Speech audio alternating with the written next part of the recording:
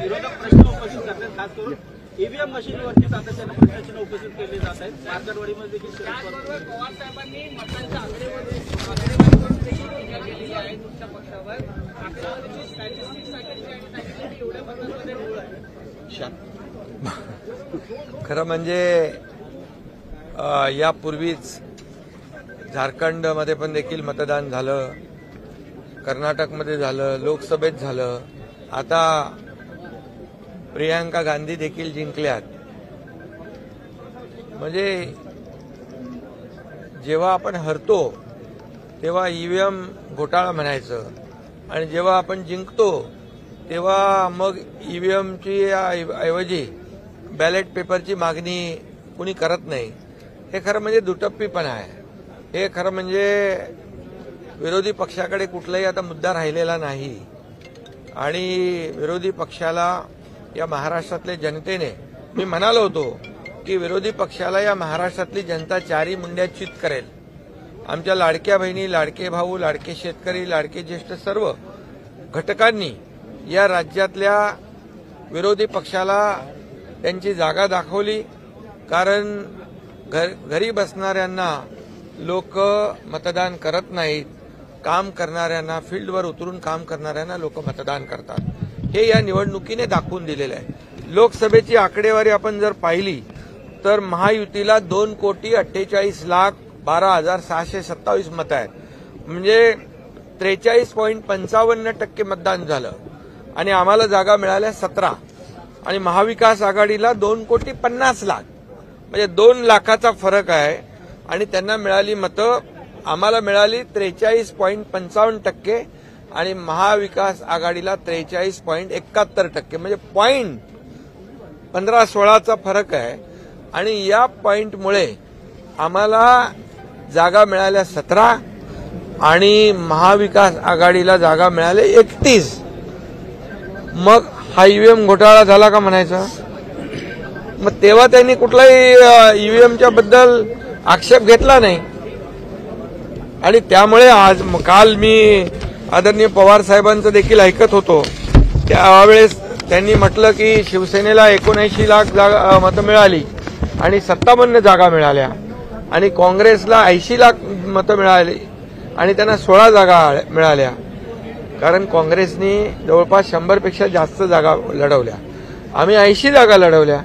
त्यामुळे कमी जागा लढवल्या आणि त्यांनी जास्त जागा लढवल्या. त्यामुळे शेवटी हे प्रत्येक मतदारसंघ वाईज वेगळं वेगळं गणित आहे.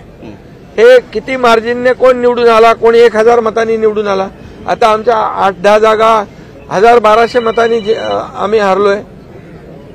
मग त्या निवडून आल्या असत्या तर आमच्या 70 जागा झाल्या असत्या.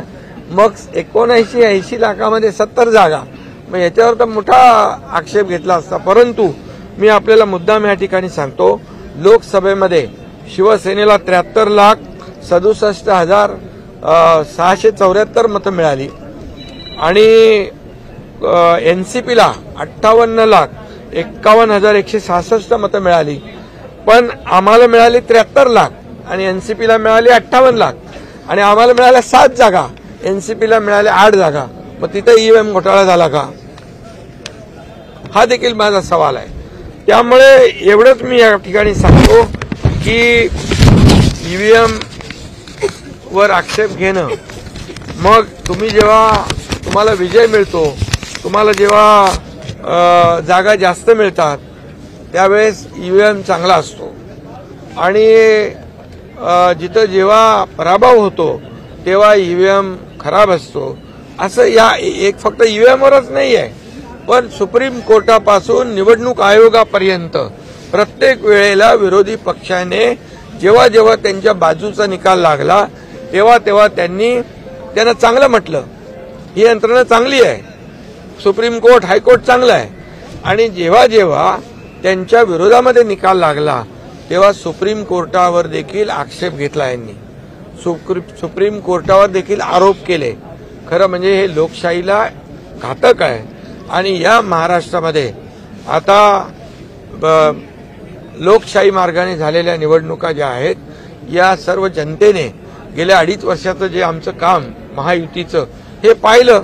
आणि मी पुन्हा पुन्हा सांगण्याची गरज नाही की 2.5 वर्षामध्ये महाविकास आघाडीने बंद पाडलेले प्रकल्प मी, देवेंद्रजी, अजित पवार यांनी आम्ही एवढ्या वेगाने पुढे नेले. आणि दुसरीकडे कल्याणकारी योजना आम्ही सुरू केल्या, लाडक्या बहिणीपासून, लाडक्या भावापासून, लाडका शेतकरी, सगळ्या योजना सुरू केल्या. आणि या योजनांचा परिपाक जो आहे, मी नेहमी म्हणायचो या कामांची पोचपावती आम्हाला या निवडणुकीमध्ये बघायला मिळेल. आणि तसाच झालं. आणि त्यामुळे विरोधी पक्षाला माझं आव्हान आहे, हे रडगाणं आता थांबवा आणि आम्ही जो विकास केलेला आहे त्या विकास रडगाणं बंद करा आणि विकास गाणं सुरू करा. पण उद्धव ठाकरे पण टीका करतात, म्हणतात गपलाय आणि मग आपल्याला झोपून चालणार नाही, आता जागा राहून काम करावं लागेल. उद्धव ठाकरे म्हणतात मशीनमध्ये गपलाय, आता झोपून चालणार नाही, आता जागा राहून काम करावं लागेल. ज्याप्रमाणे आंदोलन करत आहेत आणि ग्रामीण लोकांचं मागणं आहे, ग्रामपंचायतचं मागणं आहे की एक बॅलेट पेपरवर ही निवडणूक होऊ द्या. ग्रामपंचायत अरे असं कोणाला वाटलं म्हणून काही कोणी करत होतं. प्रमुख संस्था आहे. अरे तुम्हाला वाटलं मग आता नाना पटोले जिंकलेत, किती मतांनी जिंकले ते? बरं, आणखी कोण जिंकलेत? रोहित पवार आहेत. ईव्हीएम घोटाळा केलाय. मग आता त्यांनी काय म्हणायचं त्याच्यामध्ये? काय ईव्हीएम घोटाळा झाला म्हणायचं? ही संस्था तुमच्या विरोधात एक सांगतो मी, कुणाला काही वाटेल म्हणून कुणी काही निर्णय घेऊ शकतो का? हे नियम, लोकशाहीमध्ये नियम ठरलेले आहेत.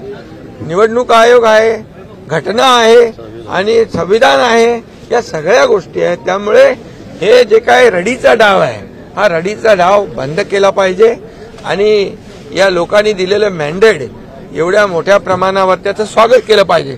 आता मला सांगा, काल शपथ घेतली नाही, ईव्हीएमचा आक्षेप, मग आज शपथ घेतली, मग ईव्हीएमचा आक्षेप दूर झाला का असं म्हणायचं? आणि म्हणून हे सगळं फक्त गेले 2.5 वर्ष आम्ही हेच पाहतोय, आरोप आरोप आरोप. आता जनतेने मॅन्डेट दिले, आता तुमचे म्हणजे आता बोलण्याला काय संधी आहे तुम्हाला?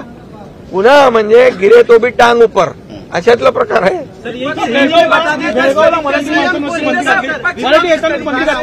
ईवीएम पर हार का कोरडा करून शेतकऱ्यांचे हार का पूरा ठिकरा ईवीएम पर फोड़ रहा है. ईवीएम के कारण मैं इतना ही कहूंगा विपक्ष को, ये जो महाराष्ट्र की जनता ने क्लियर मैंडेट दिया है उसका स्वागत करना चाहिए. एक पॉजिटिव उनका अप्रोच होना चाहिए, क्योंकि हमारे 2.5 साल के महायुति सरकार ने इतना काम किया है, इतनी योजनाओं को लागू किया है, इतने प्रकल्प को आगे बढ़ाया है.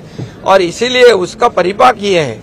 ये मैंने पहले ही कहा था, मैं, देवेंद्र जी, अजीत दादा, हम हर सभा में यही कहते थे कि हमने जो 2.5 साल में इतना ऐतिहासिक काम किया है कि इसकी स्वर्ण अक्षरों में उसका लिखा जाएगा, सुनहरे अक्षरों में.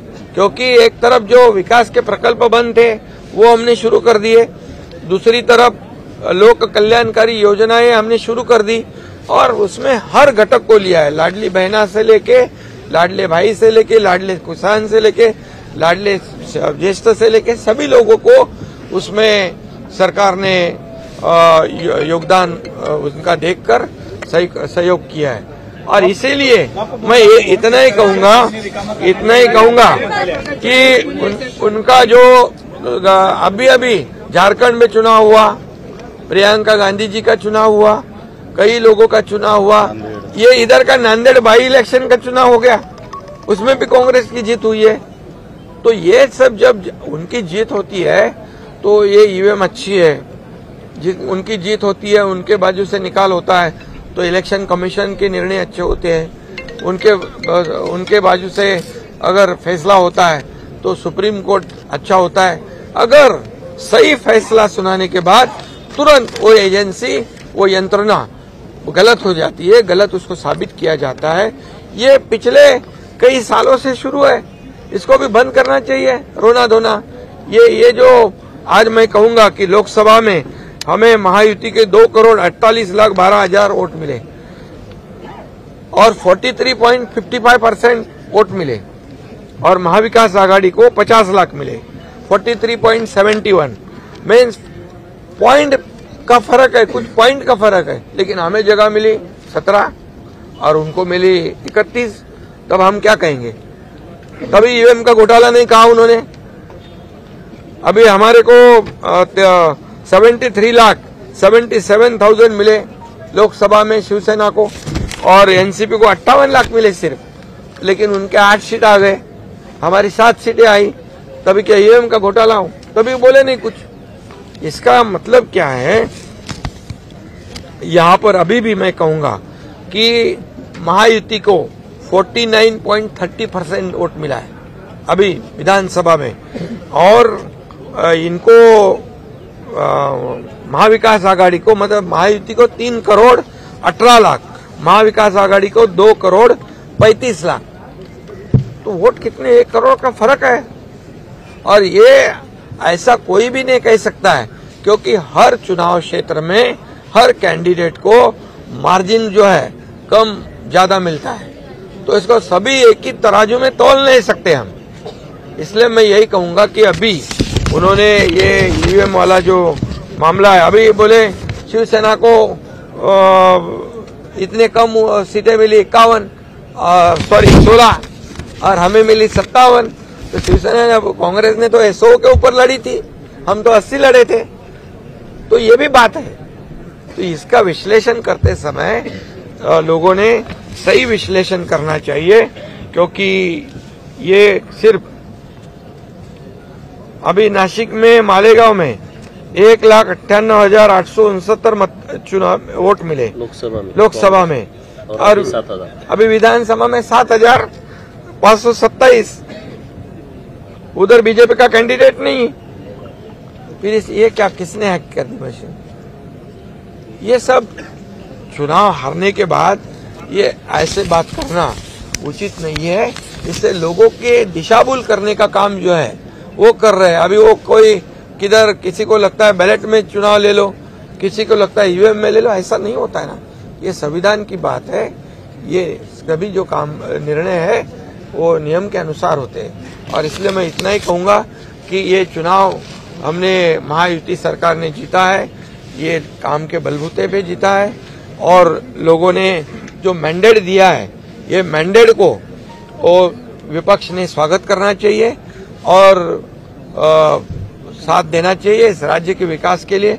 अभी उन्होंने कल शपथ नहीं ली थी, बोले ईवीएम का घोटाला है, तो अभी आज शपथ ले ली तो क्या ईवीएम का घोटाला के आक्षेप खत्म हो गया? एकनाथ जी महायुतीचं सरकार जे आहे, महायुतीचं सरकार आहे हे शेतकऱ्यांचं सरकार आहे असं तुम्ही म्हणून महायुतीचं सरकार आहे असं म्हणून तुम्ही पुढे आले आहे। आता मात्र वक्फ बोर्डाकडून शेतकऱ्यांचे जमीन रिकामा करण्याचा आदेश देण्यात आले आहे। ये गांव हमारे हैं और इसको खाली कर दो। देखिए नियम बाह्य कुठलंही काम होणार नाही। हे सरकार नियमाने चालणार आहे, लोकशाही मार्गाने चालणार आहे, संविधानाच्या मार्गाने चालणार आहे, त्यामुळे कुठेही कुणावरही अन्याय होणार नाही।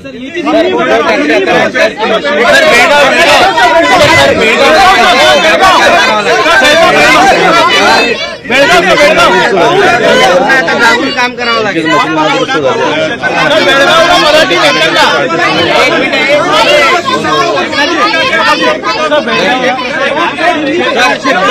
म्हणतात मशीनमध्ये घपलाय, आता झोपून नाही आता जागून काम। अरे बाबा, डोळ्यात तेल घालून काम करू दे, चांगलं आहे, काम केलंच पाहिजे। आता काम केलं असतं तर हा निकाल लागला असता का? काम आम्ही 2.5 वर्ष केलं आणि ते बसून राहिले, त्यामुळे 2.5 वर्षाचं कामाची पोचपावती आहे, कामाची पोचपावती आहे। शेतकऱ्यांना देखील हे सरकार कधी वाऱ्यावर सोडणार नाही आणि मी आपल्याला सांगितलं अगोदर कुठलंही नियमबाह्य काम होणार नाही। हे जनतेचं सर्वसामान्य जनतेचं सरकार आहे, सर्वसामान्य जनतेच्या पाठीशी राहणारं सरकार आहे।